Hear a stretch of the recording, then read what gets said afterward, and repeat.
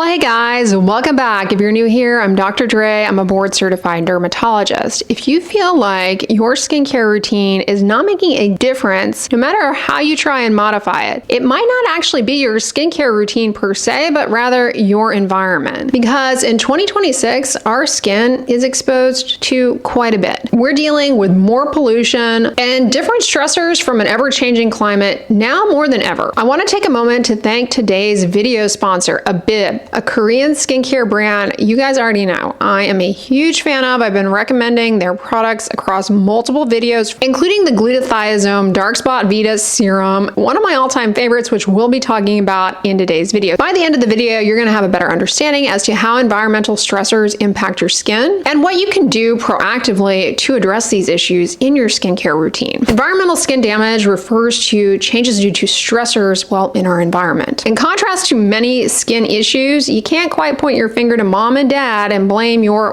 genetics, or you can't necessarily point to just intrinsic to the aging process, like I'm getting up there in years, this is what it means to be 40. No, these are things external, outside of your control. It includes air pollution, UV radiation, blue light, infrared radiation, fluctuations in the climate, and even indoor environmental exposures. Now, what makes this damage particularly tricky is that it often begins long before you ever appreciate it with your eyes at the surface of your skin. But early signs include uneven skin tone, dullness, increased skin sensitivity like burning, stinging, irritation, acne breakouts that are harder to control, eczema flare-ups that are so stubborn, and fine lines appearing much faster. By the time the damage is already visible, the skin barrier is usually compromised. And antioxidant reservoirs in the skin, which help our skin to combat some of these aggressors, have, become depleted. Smoking, ultraviolet radiation, and the aging process itself also play a role in lowering our skin's antioxidant reservoirs. So that's where replenishing antioxidant levels with a topical containing antioxidant comes in and is relevant. Applying antioxidants to the skin in a topical product such as a serum has been shown to improve antioxidant levels in the skin. In other words, they can help boost your skin's ability to, defend against these aggressors. Urban air contains microscopic particulate matter that settles on the skin, can penetrate within our pores, and trigger oxidative stress, inflammation, pigmentation, and may disrupt our sebum, aka oil, and be a driver of acne breakouts. In fact, there's research suggesting that people who live in areas with more pollution tend to have more stubborn acne. Then there's the radiation outside of ultraviolet radiation, which you hear me harp on all the time. When it comes to the fireball in the sky, yes, there's ultraviolet radiation, but there's also blue light and infrared radiation, which both contribute to oxidative stress in the skin. This is particularly of concern in individuals who are prone to melasma and hyperpigmentation, as these conditions of hyperpigmentation are known to be aggravated by and driven by exposures to blue light, namely blue light from the sun. The contribution of blue light from our devices, less well understood. Take home point, the big source of blue light that contributes to hyperpigmentation is the fireball in the sky. The sun is giving you not one, not two, but 3 hits, because the third one is infrared radiation, aka heat, another aggravating factor here. A lot of people will say, we're indoors a lot more. Yes, but blue light, UVA, and infrared radiation all affect our skin while we are indoors, namely if we're by a window. And the intensity of those harmful wavelengths appears to be getting stronger, likely related to depletion in the ozone. Then there is stress from the changing climate. Heat waves, humidity swings, and cold snaps that appear out of nowhere, especially if you live somewhere that typically doesn't receive these weather events and is not really well equipped to handle it. That can all really take a toll over time on the skin barrier. This can leave the barrier weakened. There's actually quite a bit of research interest in how climate change is playing an active role in the burden of skin disease globally. Then, of course, there are indoor environments. Yes, we are spending a lot more time indoors where it's climate controlled. We've got air conditioning, heating systems, recycled dry air. All this not only negatively impacts our moisture barrier, can suck moisture out, but it also may have a negative impact on our skin microbiome. Those are the little microbes that colonize our skin and help keep things in check. They're the good bugs, as people like to refer to them. So in other words, your skin is under constant environmental pressure even when you are in the comfort of your own home. I mean, after all, it is a barrier, but that's just a lot more that it now has to multitask with. In addition addition to protecting your skin from ultraviolet radiation with sunscreen, one of the most proactive things you can do in your skincare routine is to incorporate some sort of antioxidant. This is where the Abib Glutathiosome Dark Spot Vita Serum really comes in and fits into a morning routine. Early in the day, before you are really hit with the onslaught of environmental aggressors, this antioxidant serum layered under your sunscreen, wow, winning pair right there for protecting against the key aggravants. What I really appreciate about this particular serum is that it incorporates multifunctional ingredients. First of all, you have the golden child, 5% niacinamide, a B vitamin that is an antioxidant, helps replenish antioxidant stores to defend against these environmental aggressors that lead to oxidative stress, which ages our skin. 5% niacinamide also does much more than act as an antioxidant. It actually helps actively address dark spots, hyperpigmentation related to cumulative sun damage and aging skin. It disrupts the transfer of pigment packets from the melanocytes to the surrounding keratinocytes, which, as a reminder, make up the bulk of your epidermis. Niacinamide also helps to address sallow skin. That's that skin yellowing that happens when we get older as a result of cumulative,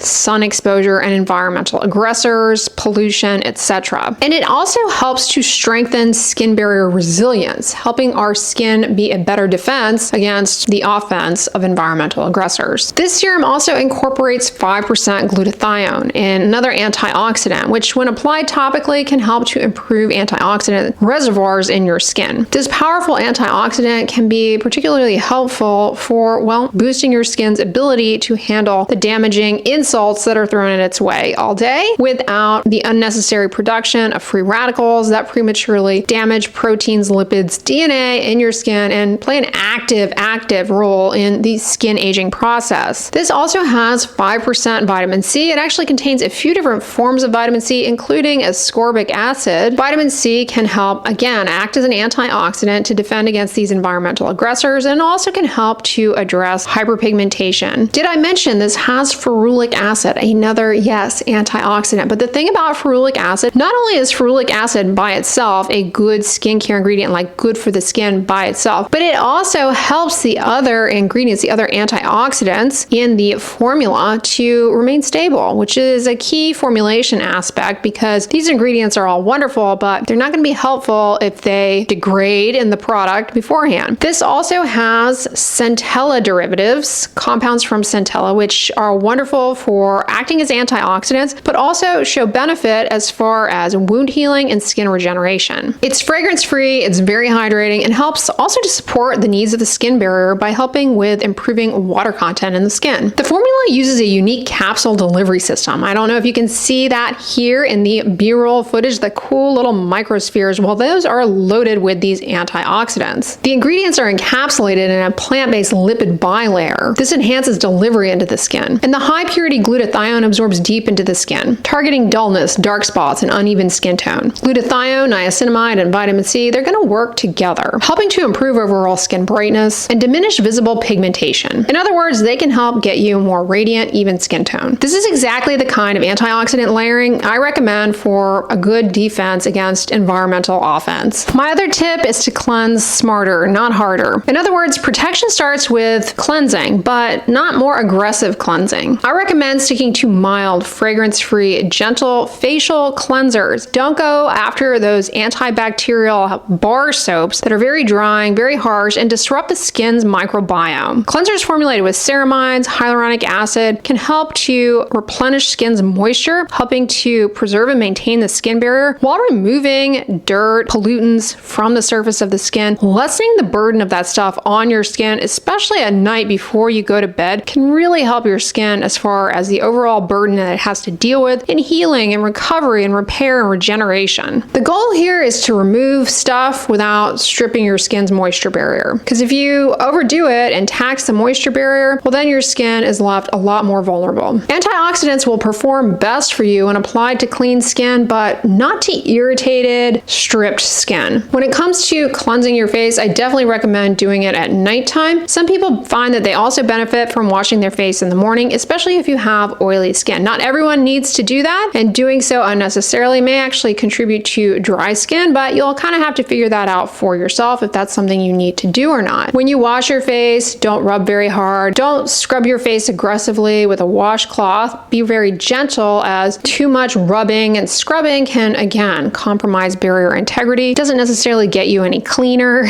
And also, choose to wash your face in lukewarm to cool water. Hot water is challenging for your skin barrier. The other tip I have is to focus your routine on strengthening the skin barrier and maintaining skin barrier integrity and resilience, because this will be key. And we already kind of touched on this as far as ingredients and cleansers, but products with ceramides can help your skin make more of its own ceramides. Ceramides are lipids that play a key role in the skin barrier, and with age and underlying skin conditions, they can slow down as far as the production of them, I will say, and that can actually be a contributing factor to dry, irritated skin. Niacinamide, we already touched on, is a wonderful ingredient here as well, because it can help improve the production of barrier components in your skin, ultimately helping with skin barrier resilience. Moisturizer can be very helpful, including if you have oily skin. It's actually a myth that oily skin does not need moisturizer. Oily skin does not mean moisturized skin. It doesn't mean a well cared for skin barrier. You can have oily skin and you can be losing more water because your barrier is impaired. You can be developing flakes, dryness. Ultimately, dropping your water content can lead to pore clogging. Moisturizer can really be very helpful. Stick to fragrance-free moisturizers. Fragrances can be more irritating in the skin. One of the reasons I like the Abib serum so much is it has the niacinamide in there, and it's also very hydrating, helping to improve water content in the skin. And again, it layers well underneath. Sunscreen, which is a must for daytime use. Sunscreen, as a reminder, is a moisturizer. It helps reduce transepidermal water loss. It is in a lotion or a cream or a gel base. A strong barrier will reduce inflammation and improve tolerance to topical ingredients. This should come as no surprise to you, but sunscreen really is a non-negotiable. Sunscreens are formulated to protect you against one of the main environmental threats to your skin, and that is ultraviolet radiation. Again, sunscreen, like I touched on in the past point, is a moisturizer, so it's helping with the barrier. Here, let's get a little more specific, because when it comes to sunscreen, one thing people don't know about necessarily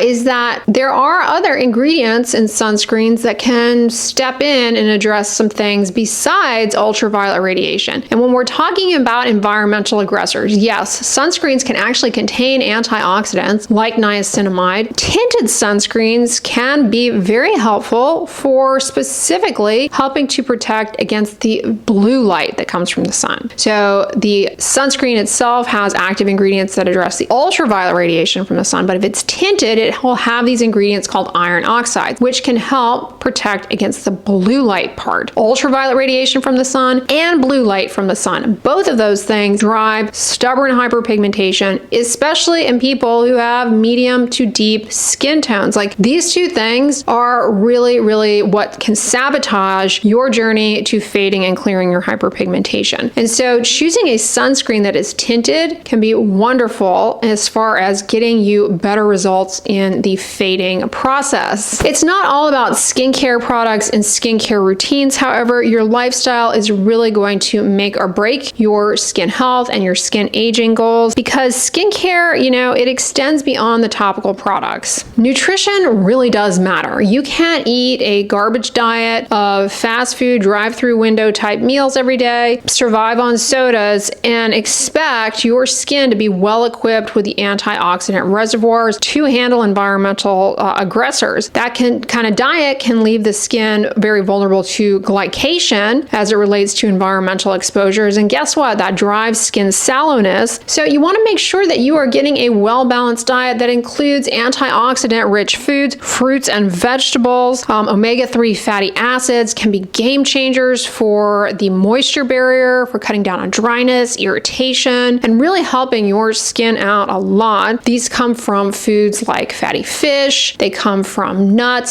seeds, and they can really be a wonderful addition. Very helpful to incorporate into your diet for sure. Not just for your skin, but they are known to have a variety of other health benefits as well. Choosing carotenoid-rich foods like bell peppers, carrots, papaya, well, these can really help your skin quite a bit in handling the damaging effects of environmental aggressors. Without a doubt, one of the worst things of all time you can be doing for your skin is smoking. And yes, that doesn't just include smoking tobacco. And yes, that also includes vaping. They are all horrible horrible for your skin, deplete antioxidants, upregulate collagen-destroying enzymes. They are basically a little self-induced form of aggressive skin pollution. Too much alcohol is not good for your skin and depletes the antioxidant systems for sure. But it's a particularly bad combination to do it in the sun because alcohol actually increases your sensitivity to the sun, making you burn more readily, and it actively is depriving, lowering the antioxidant reservoirs in your skin. So definitely not something you want to do. It will age your face a lot faster if that's some habit that you have done where you drink heavily in the sun like on a regular basis. If you did it once or twice in college, all right, I wouldn't lose sleep over it. Not something to get in the habit of, not only for your skin, but it's just not good to be drinking excessive alcohol. Sleep and stress management, they matter a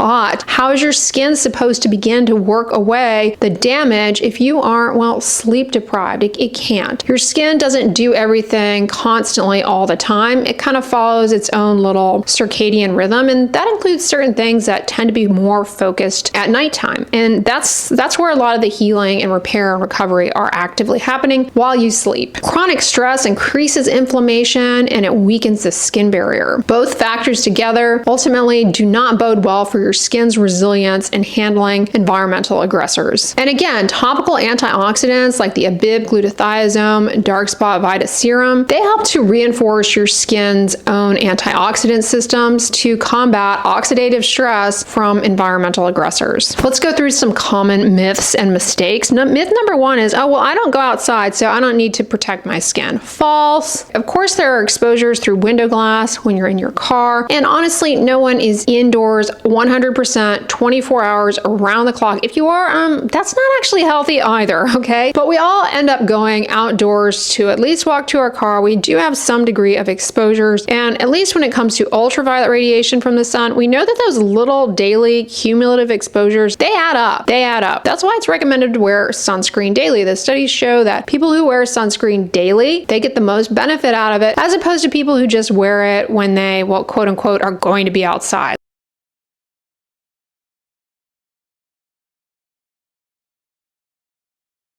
You can't just go into your kitchen and DIY an antioxidant serum with a bunch of teas and fruit juice, because the cosmetic formulation matters for actually effectively delivering these ingredients in a meaningful, stable way that importantly is not only going to help your skin, but is not going to excessively irritate your skin. So I caution against any of the DIY tinctures, at-home recipes that you see, well, on TikTok.